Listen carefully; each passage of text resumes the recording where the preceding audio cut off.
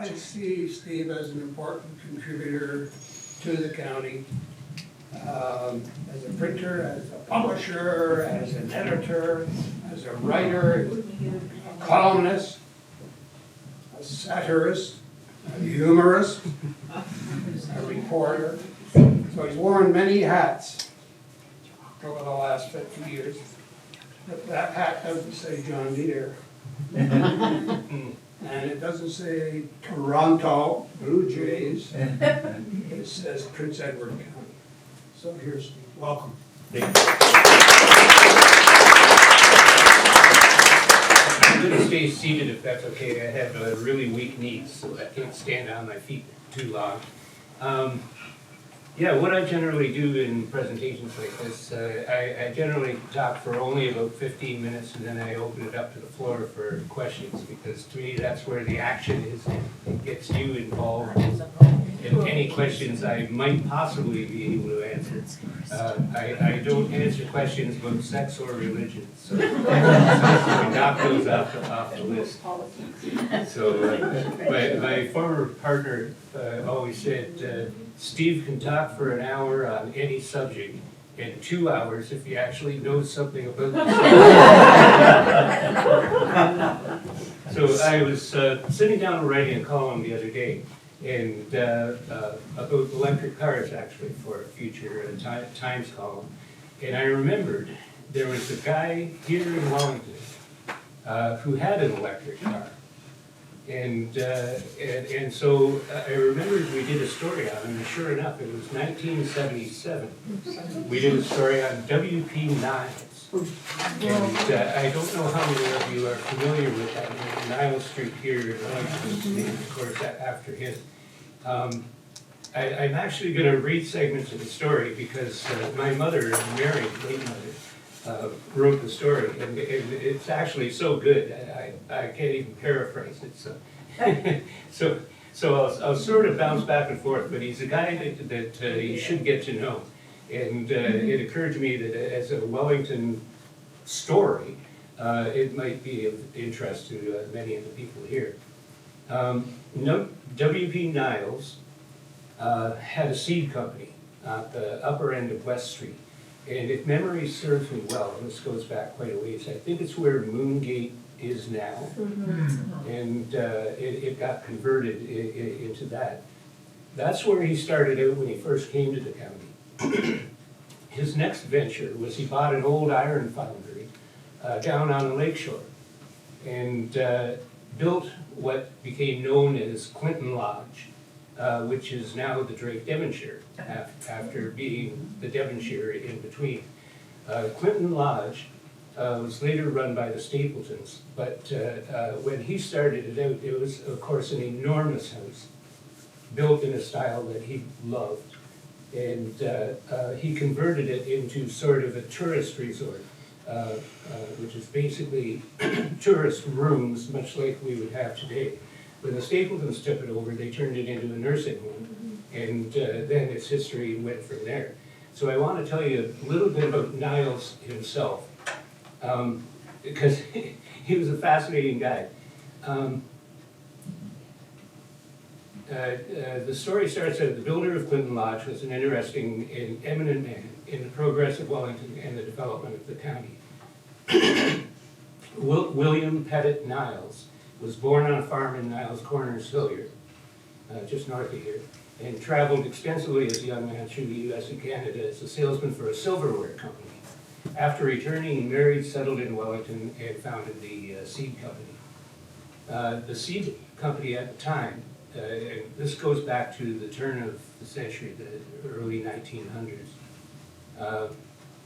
it employed about 100 people, which would have been absolutely staggering for the time. It would have been basically the entire Wellington neighborhood. And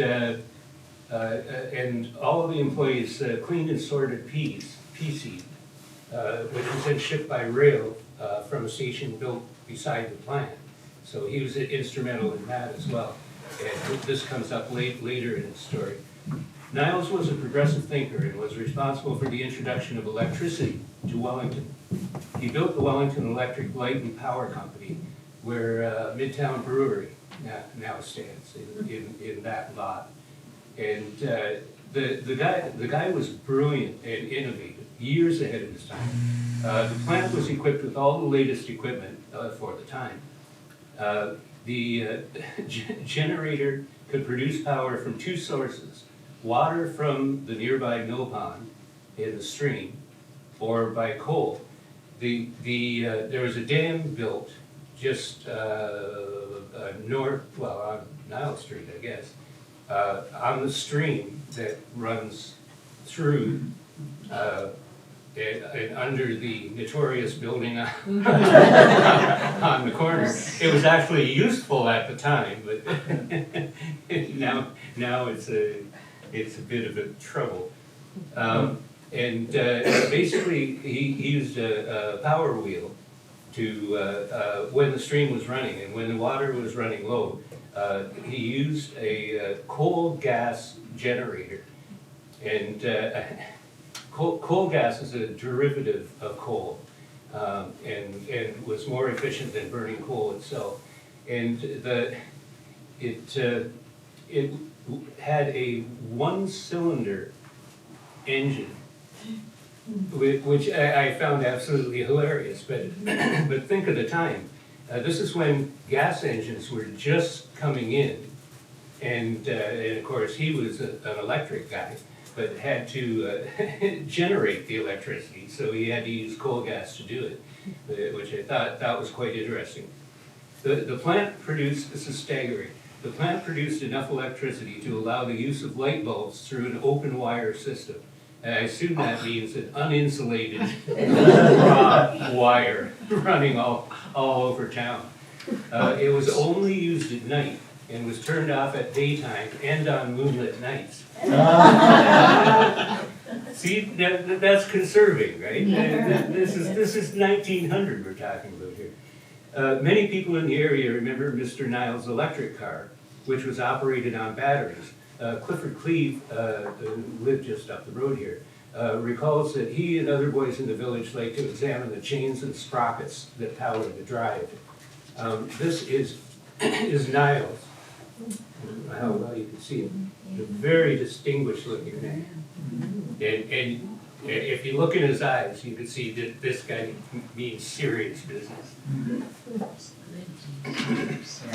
Is that your book you're reading out of, Steve? Yeah, this is County Magazine number 6. Oh, really? Yeah, we were a year and a half old when this issue came out, and it's in rough shape because my entire inventory of this issue got lost in a flood when I lived out on Gilead Road, and including my file copies. So I've been buying them back from collectors as they turn up, and they're all in rough shape like they've been. This one has a traditional torn cover.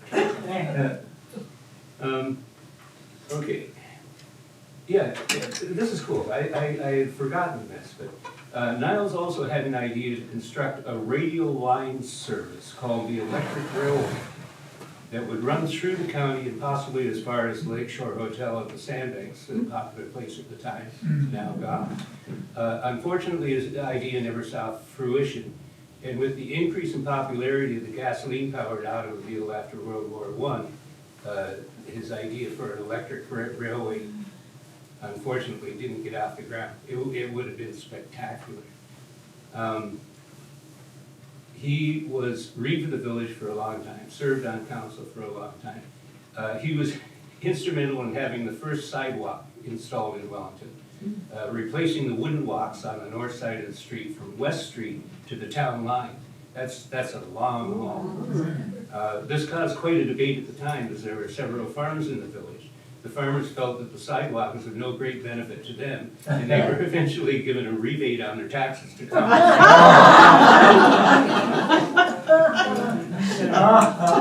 You gotta love that time. And yeah, now you may know this already, but W.P. Niles built several houses in the village. If you take a look at the Devonshire, he had one particular building trait that he did in all of his houses. He built triangular windows coming out from the building, and top to bottom was stained glass. And if you look at the Devonshire now, you can spot it. And you can pick out all of the Niles houses in the village. There's 3 of them right up here on Main Street, on the north side of the street. And there's at least 2 on either West Street or Wharf Street. I can't remember which one. And they're almost identical in structure. They're quite stately homes. And they all have this distinctive windows.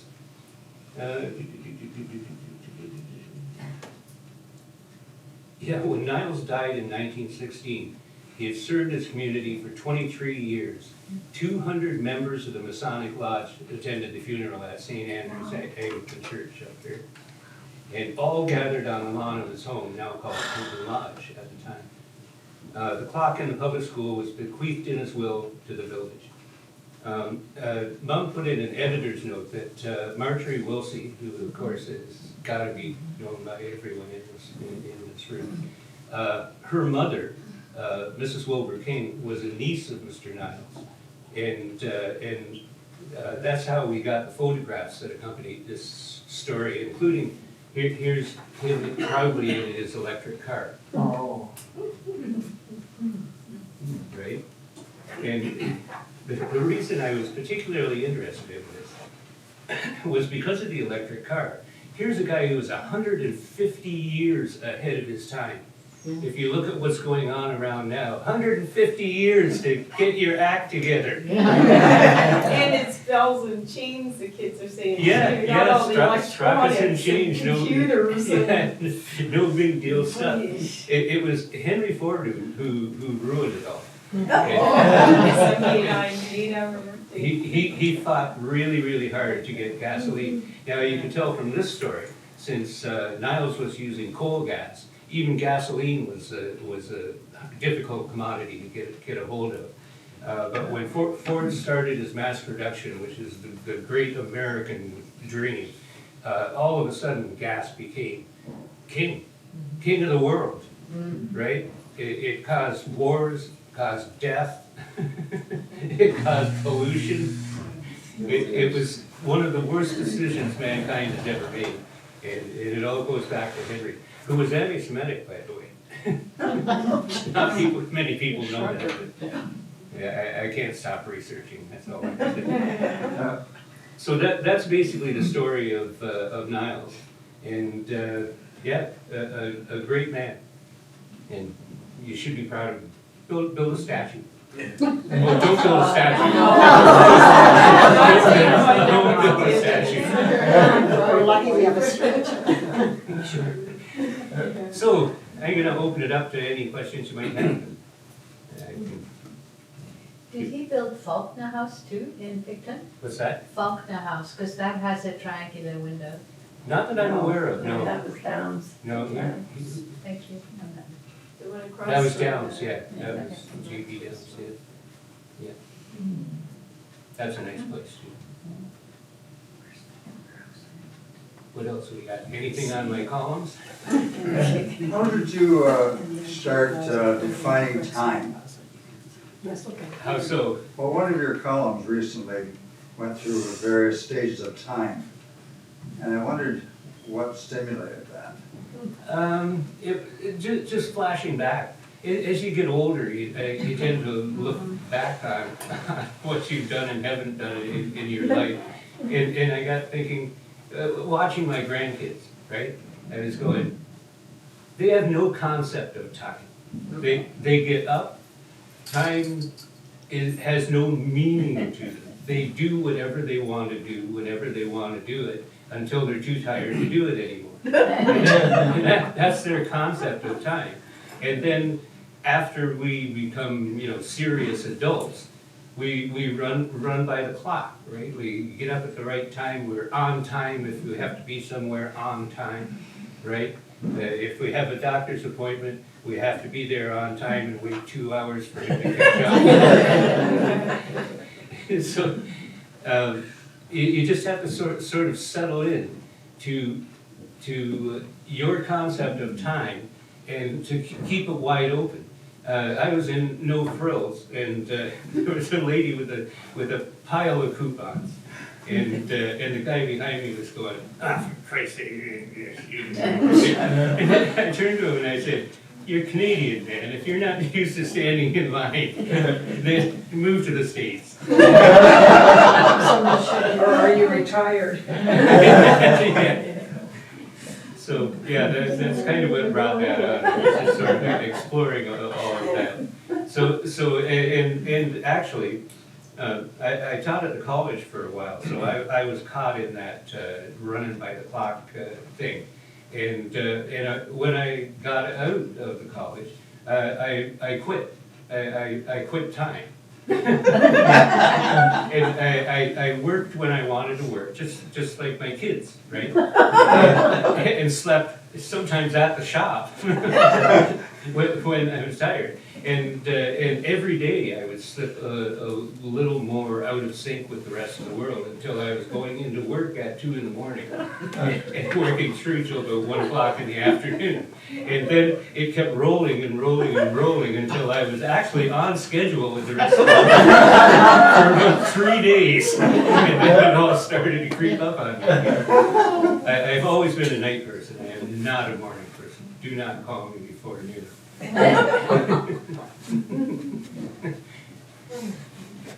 Those cars, you got any of them around Of on the house? No, in fact, there's very little left of him other than the houses that he built and the lodge itself. And maybe the sidewalk, although I'll bet the sidewalk's been replaced several times since then. I don't know. I don't know, maybe a section or two. Yeah, whatever he would have had, Marjorie would have had, so I don't know what happened to that. Steve, you obviously have a long and wide perspective of the county. Looking back, what would be the most positive change you've noticed, and what would be the most negative, or one of the most negative and one of the most positive? The canning industry in the county, I think, it was our proudest moment. And I've always said that the county has always gone through this hill and valley, famine and feast sort of cycle.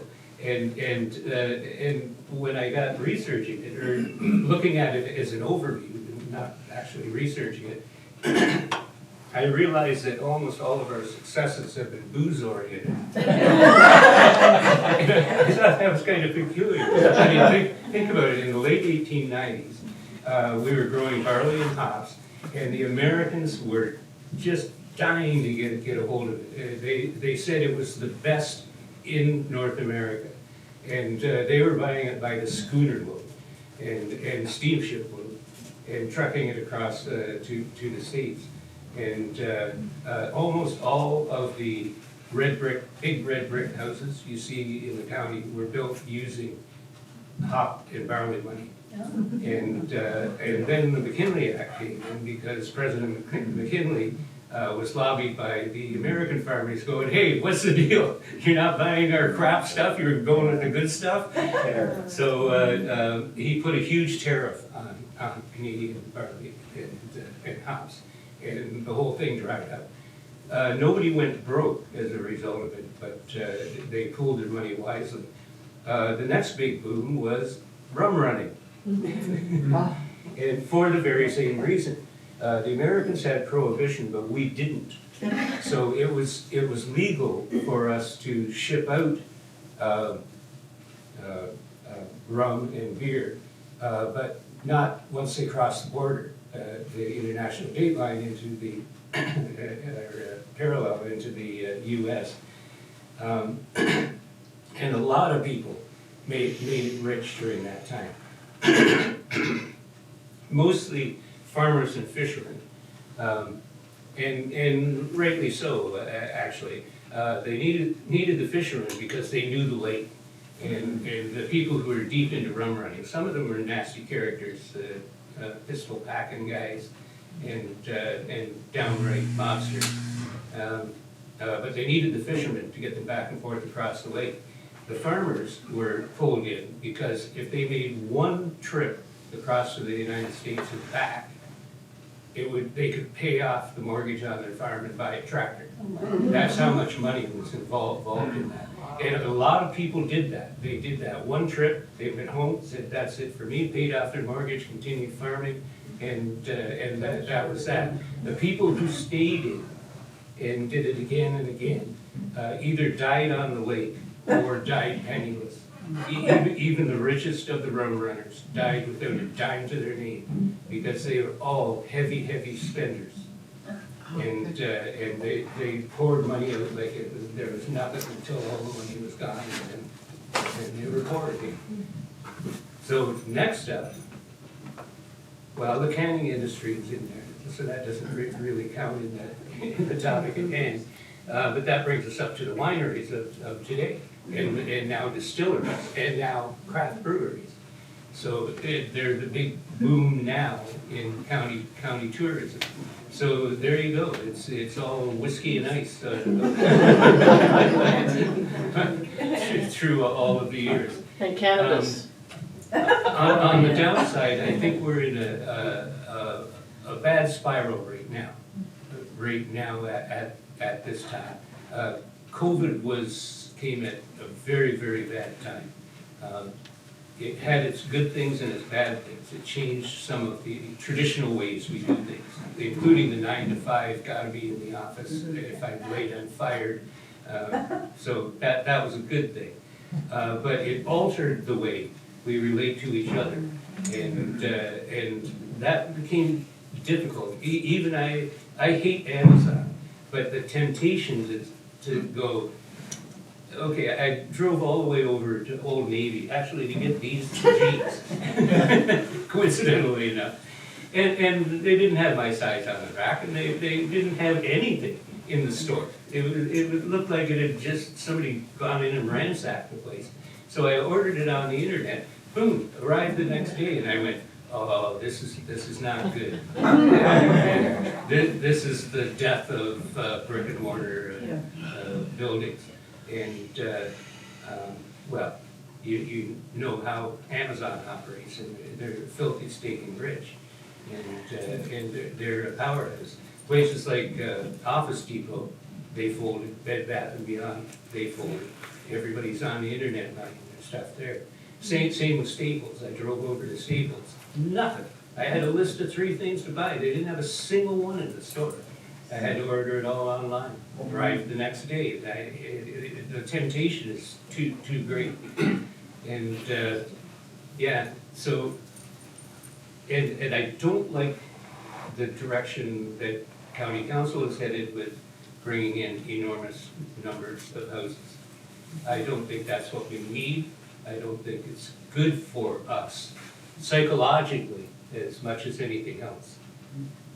What we have here, you may have read this in one of my columns, is the thing that attracts people to Prince Edward County, we're losing bit by bit. And the more people who move here because they can afford to move here, not because they love it here, but because, what the hell? I sold my house in Mississauga for $5 million.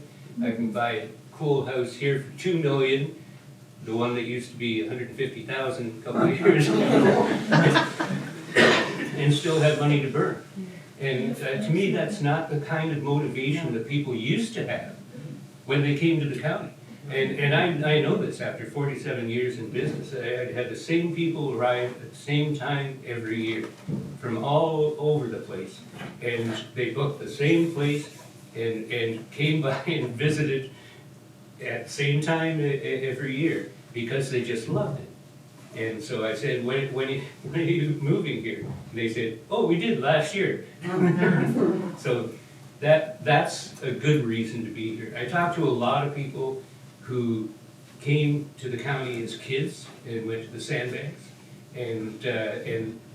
So they were bitten by what we are back then and then came to live here. That's a good reason to be here. I just hate the thought of seeing farmland chewed up with houses that may end up being empty. And I think it's ridiculous to truck water all over the county when we're surrounded by water. Yeah. And there's water everywhere here. All we need is a proper filtering system, and we can work straight out of Lake Ontario from just about anywhere, out of West Lake, out of East Lake, not out of Fish Lake, no. Conscon Lake is so shallow now that you can actually see cattails in the middle of it. I don't know what the deal is there. It's dam control. I mean, dam control.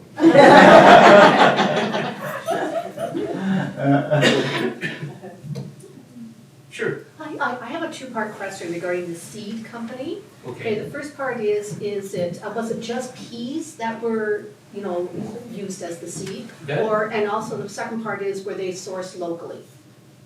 They would have been sourced locally. Okay, but were there other types of seeds, or was it just peas?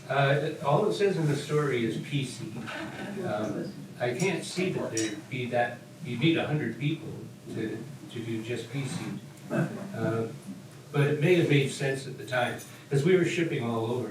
Remember during the canning years, we did 1.5 million cases of tomatoes going out across Canada. The county was producing 45% of all of the vegetables consumed in Canada. That's how big the industry was. I drove pea truck, and when I was a kid, I drove the tomato truck here to Lifson's factory. I think I was all about 13, and I was short. I was like this high. I didn't get a growth spurt until grade 13, which is why it took me a long time to get married. Because I was going this high. Women would see right over me. But yeah, Dad would duct tape 2x4s to the brake and the clutch so that I could drive the tractor. And the thing I hated most, I was actually not too bad with a wagon, but with 2 wagons on, I was terrified the entire time. And then I ended up driving pea truck, which for $1 an hour. That would have been 1970. That was pretty damn poor even for that. But it was hard work. I logged in. We didn't have time cards, but we logged in our time, and I logged in 42 consecutive hours in the field. Since I was a driver, I'd pull into the field and then fall over and sleep until the horns on the pea combines went off, and then I'd wake up fully awake and drive up and go alongside them while they dump their peas, and then take off and tarp it and go back to sleep. So that's how you can do 42 hours in a row. Actually, my dad came looking for me after on the 3rd day, just to make sure I was still alive. He was responsible for actually getting me the job at Town Line Farms up here, Elmer F.O.W.L, crazy guy. And when I went for my driver's license, Dad said, go directly for your chauffeur's license. And so I did, and I had the driving school training or whatever, so it was a breezy route. And when I got home, Dad said, okay, I got you a job and you start tomorrow. And I said, what are you doing? What am I doing? He said, driving a 9-ton truck. So on my first run out, sorry, I'm rambling now. My first run out was to Metcalf's in Deserado. And all I had to go by, of course, were my mirrors, because I had 9 tons on behind me. And so I lined up with the ramp. You have to go up the ramp and over to the grain hopper where you dump the load. And so I went, okay, I gotta get up this ramp. So I put her down, put her in reverse, and went vroom, right into the side of the building. So that was my first load, and everybody from inside came out to see what was happening because it shook the whole building. And so I was rather sheepish, but I got better after that. I have another pea story if you want. Yeah, yeah. I was the new kid, so I got the new truck, and it worked like a dream. The hydraulics, you could set it. Everything was perfect. But somebody beat me in the morning, and I got the old truck, and the old truck had really crappy hydraulics on it. So I ran it to the James Brothers at Trenton Cold Storage, and it didn't have a ramp, so I just pulled up. The hopper was down under the ground, so I lifted it, and then you gotta get a stick and you have to move the piece down the chute. So I went back in and I tweaked it to touch it. The whole thing went straight up in the air, and I jumped out, and even James and his brother were standing on the loading dock when this happened. And the peas came down and swept them both off their feet into the hopper. Man, they were steamed. And I witnessed it. I went, oh God, I'm so fired. So I got back to the field, and Elmer came up and said, had a little trouble over in Trenton, did you? And I said, yeah. And he said, they want me to fire you. And I said, yeah, I figured as much. He said, wear a different cap tomorrow.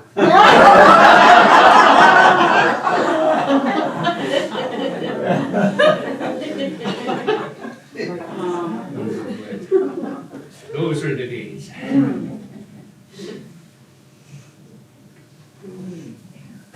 What else we got?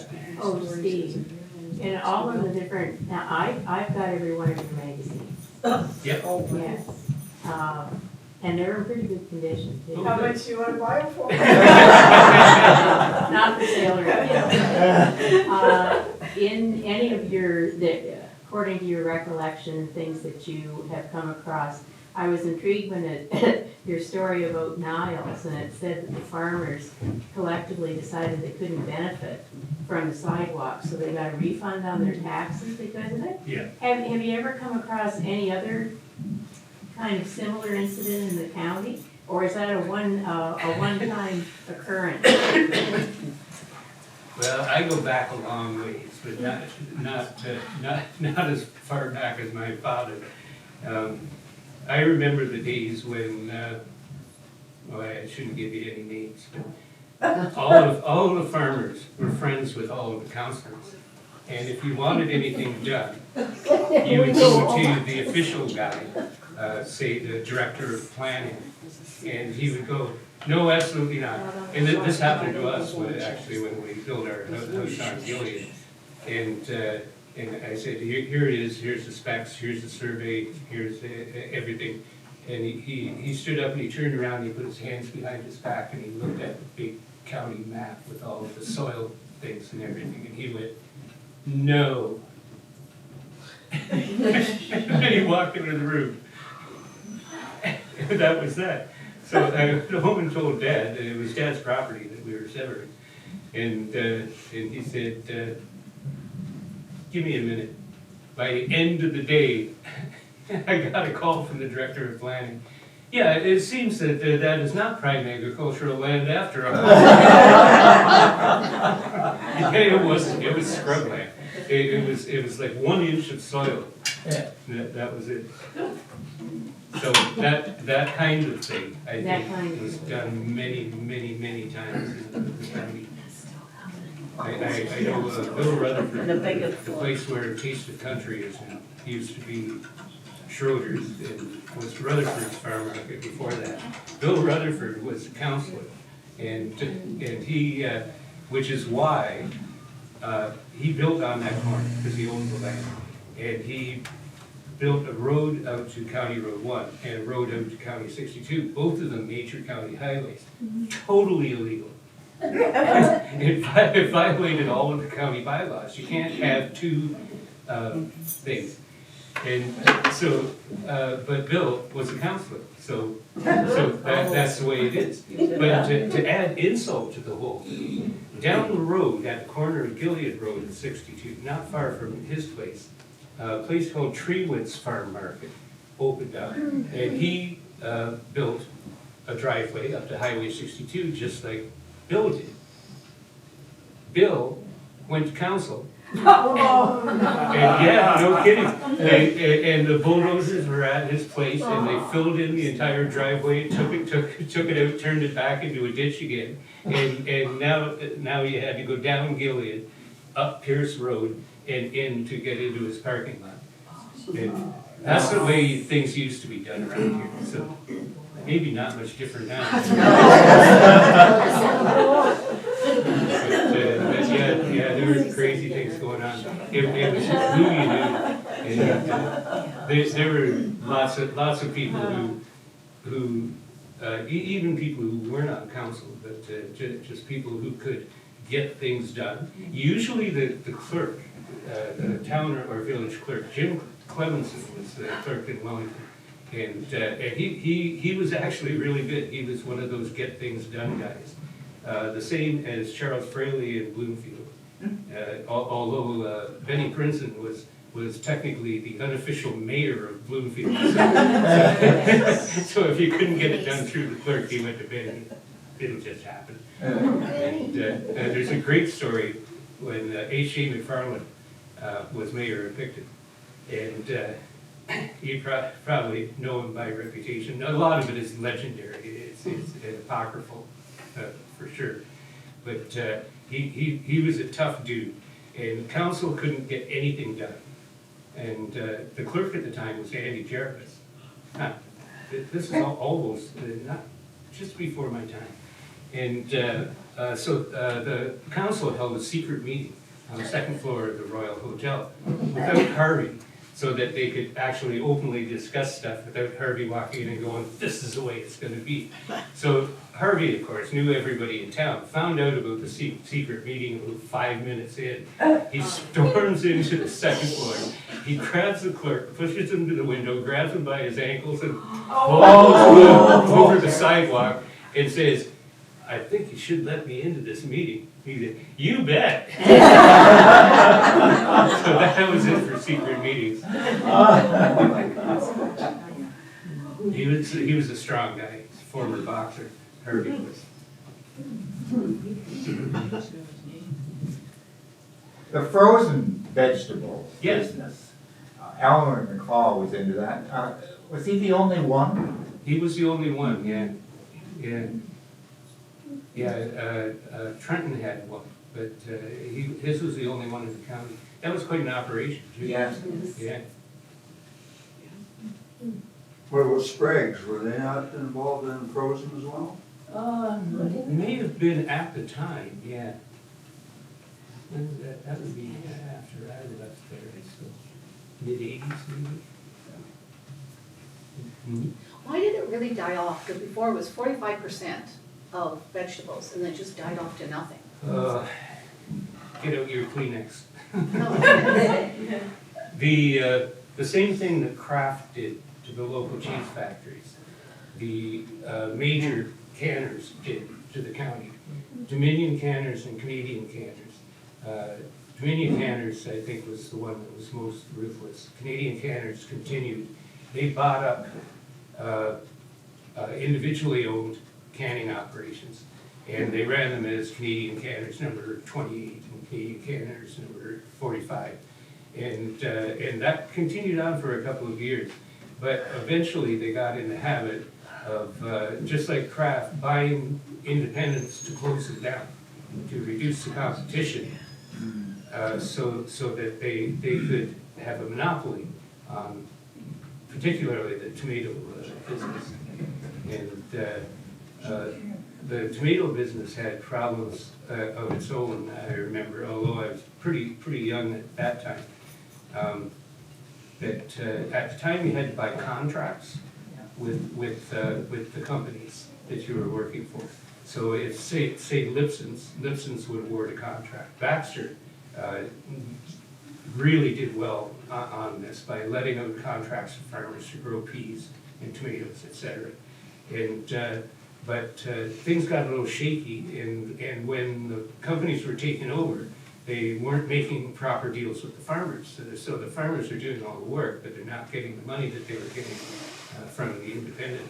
The only holdout in all of the county, everybody else was falling, farmers were going, I'm out of tomatoes, they're not doing them anymore, was Baxter's. Don Baxter refused to sell it. It remained independent until, right until the end. I think after he died, when it became Kobe Foods. And he refused to give in any cost to the big companies. And then Leamington became the center, didn't it?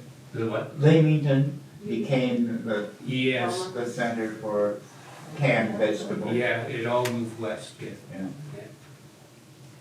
Yeah. Man, I hated picking tomatoes. It was my job as a kid. Mom didn't like the way I picked tomatoes because it's a tomato.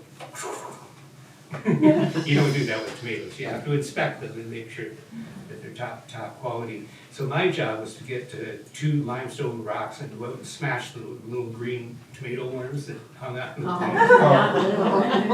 No, they're not little. No, and they are messy. They are. Tomato horn. Oh, I have another great story about Dad. Groundhogs were a real problem on the farm, and especially in pea fields. They would clean out an area the size of an atom bomb, and so Dad was always on the lookout for them.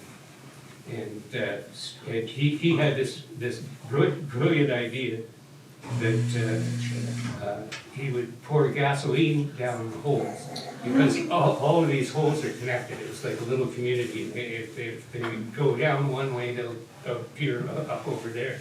So Dad poured gas down there. I remember I was there, and he took a matchbook and then ran away. Nothing. He goes, ran away. Nothing. He goes, lights the whole matchbook on fire, throws it in, and the whole place went boom! 6-foot flames all over every hole that the groundhog had. And I went, wow! So the next time he tried it, he backed the pickup truck up against the hole and ran a hose down into the thing, basically to drive them out and drive them away more than kill them. So he revved up the engine and blew the engine out of the pickup truck. Oh. So he wasn't too happy about that. It was inventive, but yeah, not a good idea.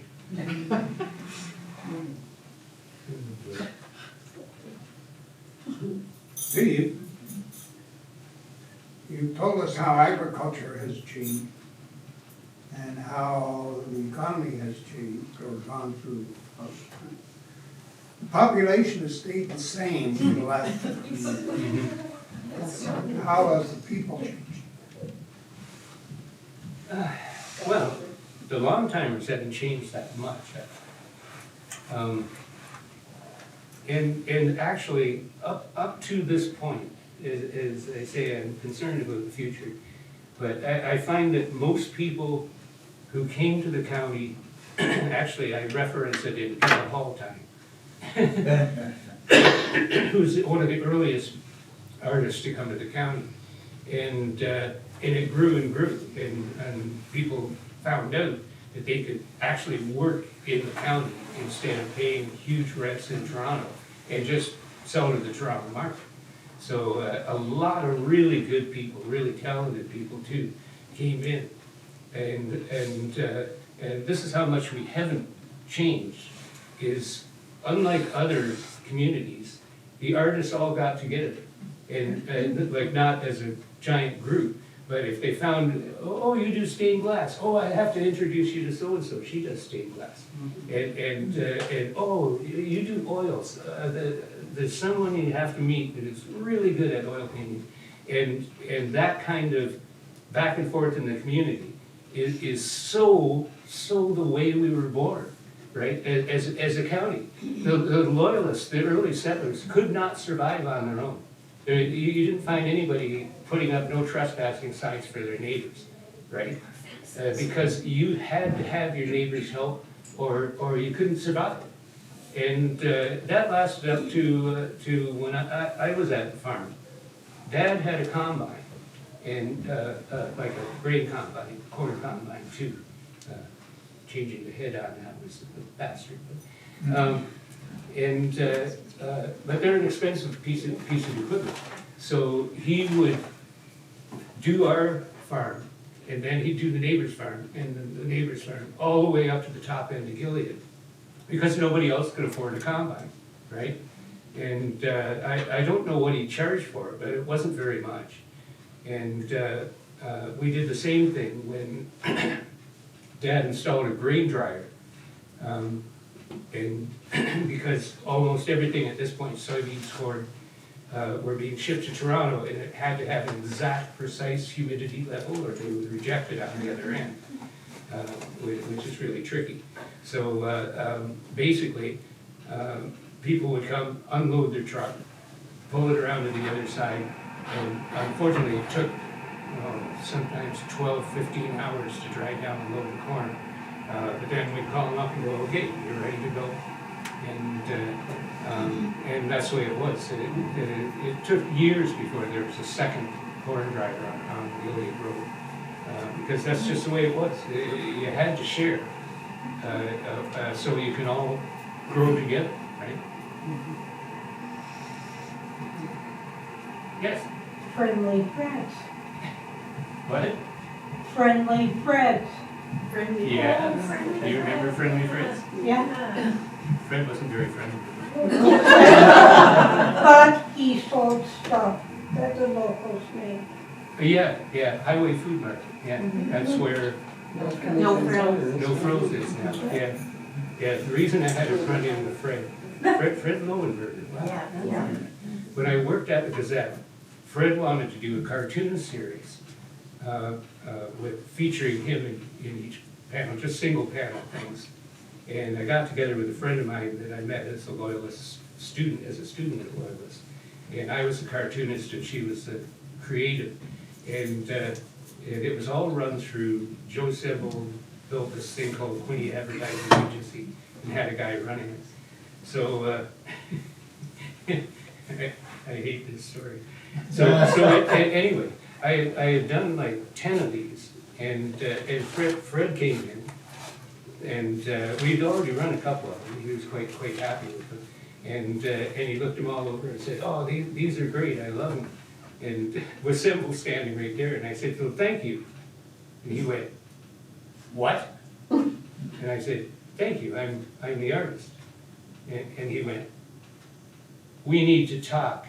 Apparently, Campbell had told Jim Gubb, the guy who was running the thing, that they had this big shot Toronto artist at 5 times what they were paying me. And I think I was getting something like $2 a cartoon, and he was charging it out at like $100 a piece. And poor old Fred hit the roof. What a life. What a horrible life. What a horrible life I've had. This is terrible. Exploding groundhogs and...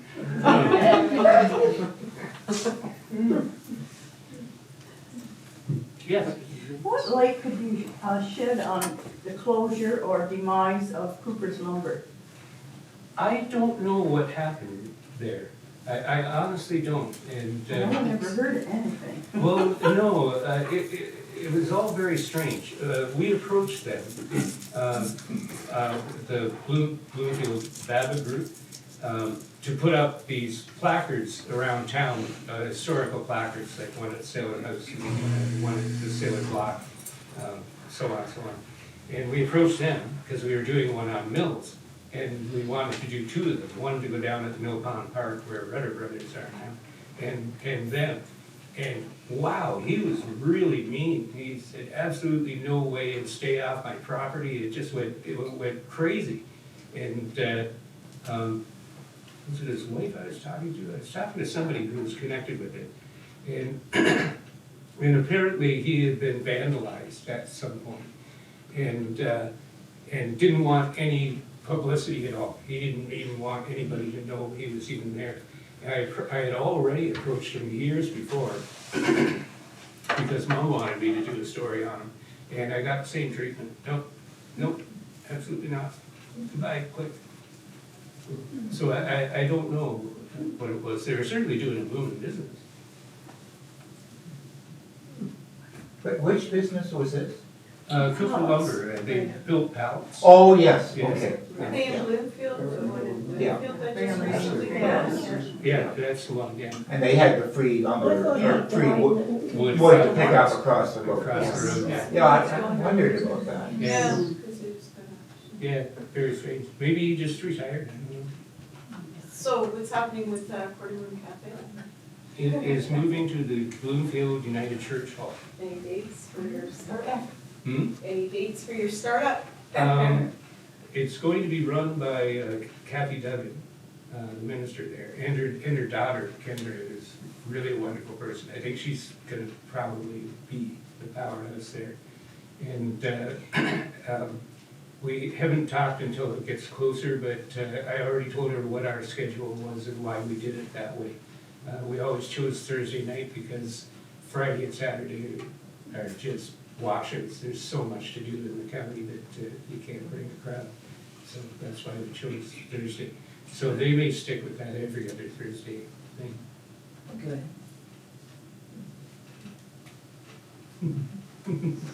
We have two of our participants here. No, one participant. Oh, yeah. Oh, you're both participants. It won't be the same with a sarcastic MC. Oh, I'm sure they Oh, I can, love Maybe he'll do Bridget. that. I'm sure they can find some other arsehole. I'm not the only one in the county. I plan to, depending, it's right when Breakaway comes in, but I plan to help her open the first one and get it set up. Make sure, the equipment is already over there, so and set up, so it's ready to go.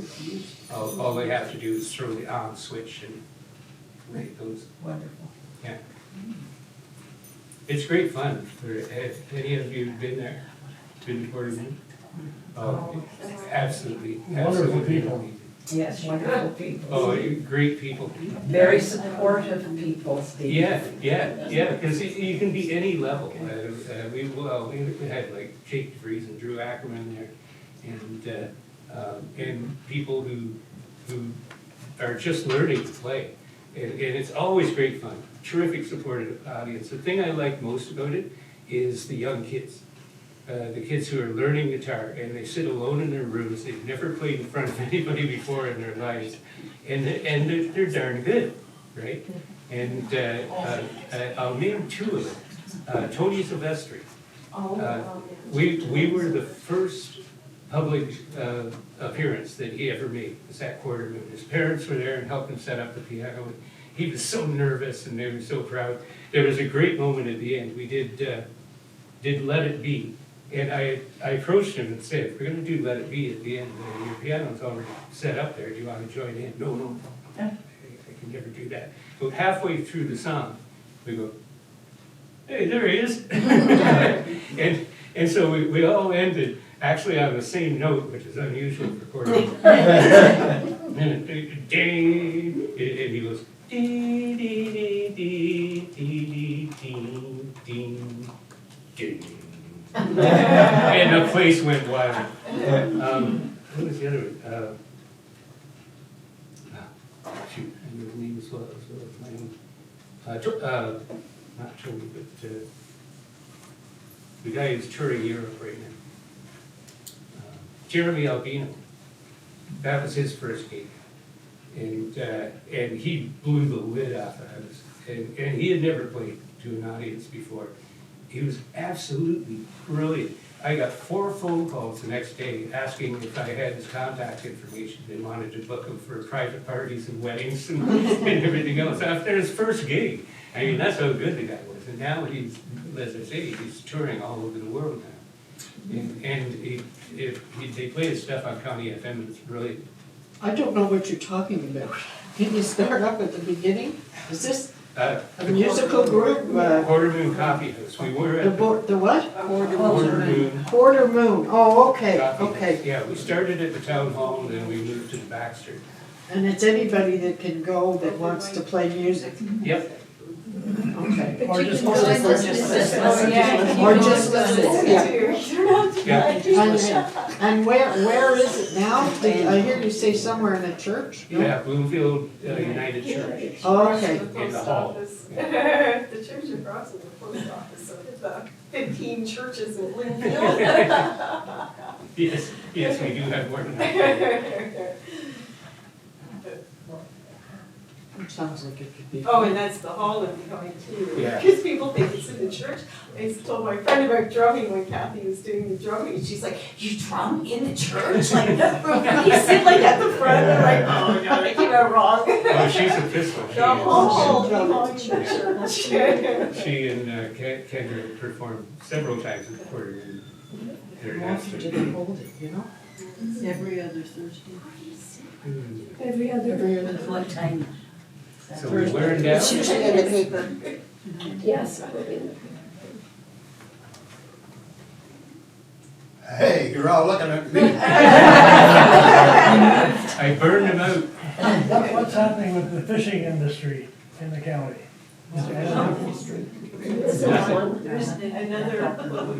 Yeah, another long time they shut down. That's amazing that you say that, because we just recently discovered Williams Fisher on Big Island. Oh, okay. And Peter Williams has opened a plant there and does fishing in the Bay of Quinte. They also processes fish from 17 commercial fishermen in Prince Edward County. Where does he retail it though? Pardon me? Where does he sell He it? retails right there. Everybody goes there. Oh. And it's amazing, the quality of the fish. Over Big Island. On Big Island. South Shore of Big Island, Williams Farms, Williams are Holstein farmers. Campbell's probably knew that at one time. Yeah. And Peter is, he's a volunteer farmer over there.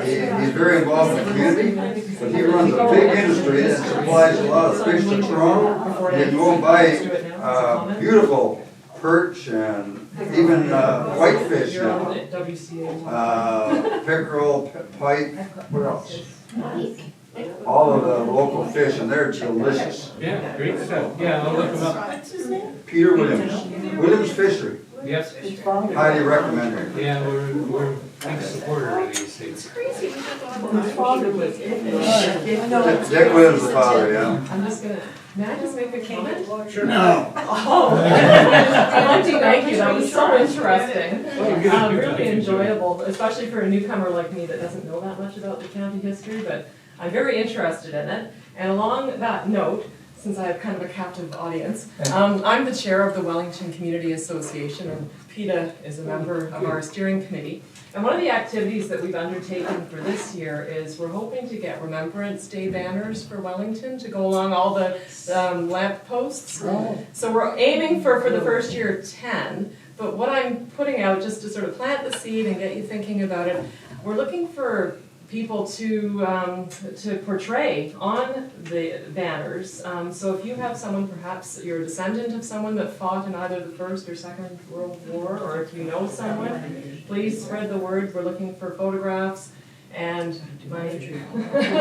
So if you'd like to sponsor a banner, we're not at the stage yet where we know exactly how much we're looking for, but we're getting there soon, and we're hoping to have this as an article in the newspaper in sometime in the next few weeks. So please start thinking about it, and as I say, if you can nominate someone or anything like that, please reach out. Would appreciate it. I recommend that you nominate Steve, because he's a I'm a new reader of Wellington Times, and his philosophy and his weekly. When he was off for 2 or 3 weeks, I was almost got depressed. This one over here too. I'm telling you, the philosophy that you demonstrate is unbelievable. Thank you very much. Yeah, You're-